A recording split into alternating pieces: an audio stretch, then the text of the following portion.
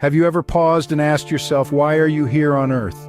This question, my friends, is not a puzzle to be solved, but a journey to be embarked upon. It's a common struggle, a universal quest that binds us together as human beings. It's the search for purpose, for meaning, for that elusive why that seems to hover just beyond our reach. Many of us turn to the external markers of success to find our purpose. We pour ourselves into our careers, hoping that promotions and accolades will fill the void. We seek validation through relationships, believing that love and companionship can give our lives meaning. We chase after personal achievements, thinking that if we can just accomplish this one thing, we will finally feel fulfilled. But let me ask you this, how often have you reached a goal, only to find that the satisfaction it brought was fleeting? How many times have you attained something you've long desired, only to realize that it wasn't what you truly needed? The truth is, these things, career, relationships, personal achievements, while important, are not the wellspring of lasting fulfillment. They are like mirages in the desert, promising refreshment but offering only a handful of sand.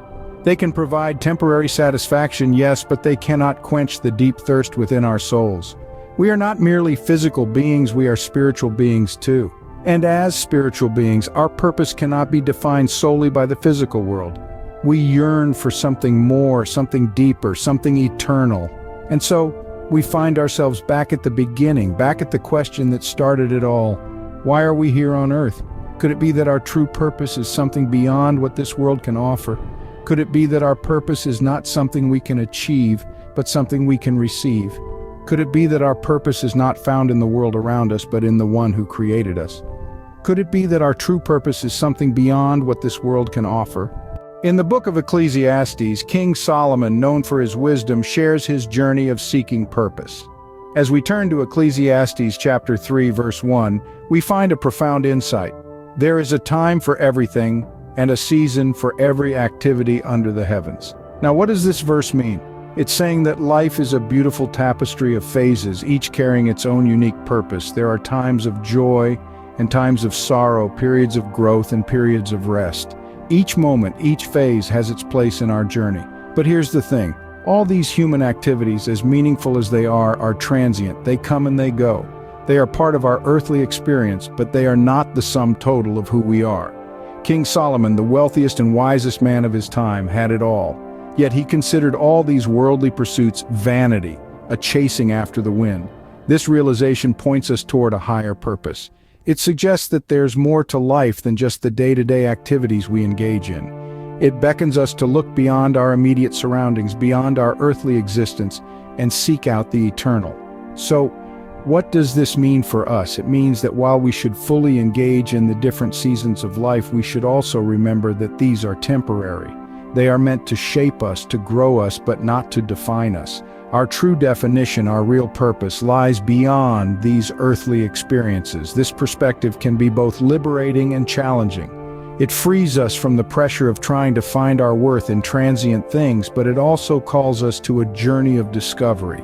It invites us to look beyond what we can see, to seek out the eternal, the divine. It encourages us to discover our true purpose, the reason we were put on this earth. So if our experiences on earth are fleeting, what then is our true purpose? The Bible offers us a clear answer in the book of Matthew.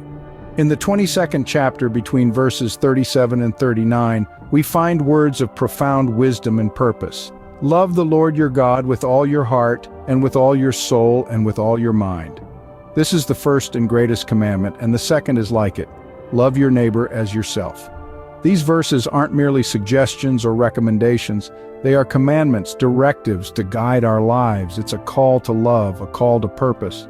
But what does this mean? How does this translate into our daily lives? To love God with all our heart, soul, and mind implies a relationship of complete devotion.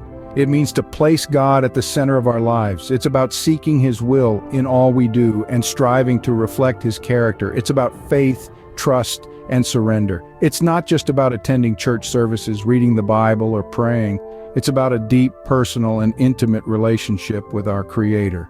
And then there's the second commandment, just as vital. Love your neighbor as yourself. This is where our love for God becomes tangible. It's about empathy, kindness, and compassion. It's about seeing the image of God in every person we encounter. It's about serving, giving, and forgiving. It's about making a difference in the lives of others. It's about love in action. Our purpose, then, is to love God fully and love others as we love ourselves. This is the key to a fulfilling life. This is where we find true joy, peace, and satisfaction. This is where we see the beauty of God's plan for us. But it's important to remember, living out this purpose is not an overnight process. It's a journey.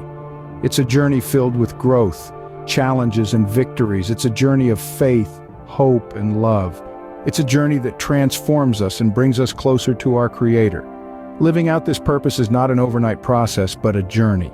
How then do we embark on this journey of faith and purpose? A question that resonates deep within us. The answer is simple yet profound. It begins with faith. Faith is the cornerstone of our journey. It's not just about believing in God, but trusting in His divine plans for our lives.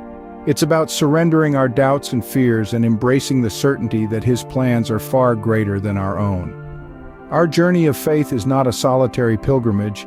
It's a shared expedition, a community of believers walking together hand in hand, serving as beacons of light in a world often shrouded in darkness. And what does this faith look like in practice? It's seen in the quiet moments of prayer and the daily discipline of diving into the pages of the Bible and in the selfless acts of serving others. It's a faith that moves mountains, a faith that transforms hearts, a faith that shines brightly even in the darkest of nights. But remember, faith is not a destination, it's a journey filled with peaks and valleys, moments of joy and moments of sorrow. It's a journey that requires perseverance, resilience, and most importantly, trust. Trust in a God who loves us unconditionally, who guides us unfailingly, and who strengthens us unceasingly. So how do we embark on this journey of faith and purpose? By stepping out in faith, by trusting in God, by remaining steadfast in our commitment to serve others, and by believing wholeheartedly that our lives have been designed with a divine purpose. In the end, our journey of faith is not just about finding our purpose, but living it out daily. It's about making a difference in the world, not for our own glory, but for His. It's about living not just a good life, but a God-centered life. Remember, a life lived with faith and love is a life lived with purpose. So let's embark on this journey together, trusting in His perfect plans and living out our purpose with faith and love. Let's make our lives a testament to His unfailing love and grace. So, as we grapple with the question of purpose, let's remember this. Life isn't just about chasing worldly achievements, the glitz, the glamour, the accolades. They're all temporary. They may provide fleeting satisfaction, but they don't fulfill us in the deeper sense of the word. Our true purpose, as suggested by the Bible, is simple yet profound.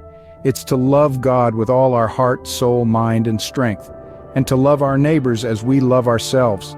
This purpose, although simple, isn't always easy. It requires faith. Faith to trust in God's plan, faith to walk in love, and faith to choose goodness even when the world around us doesn't. This is the call to purpose. It's a call to a life of love, faith, and fulfillment. It's a call that echoes in every heart, waiting to be answered.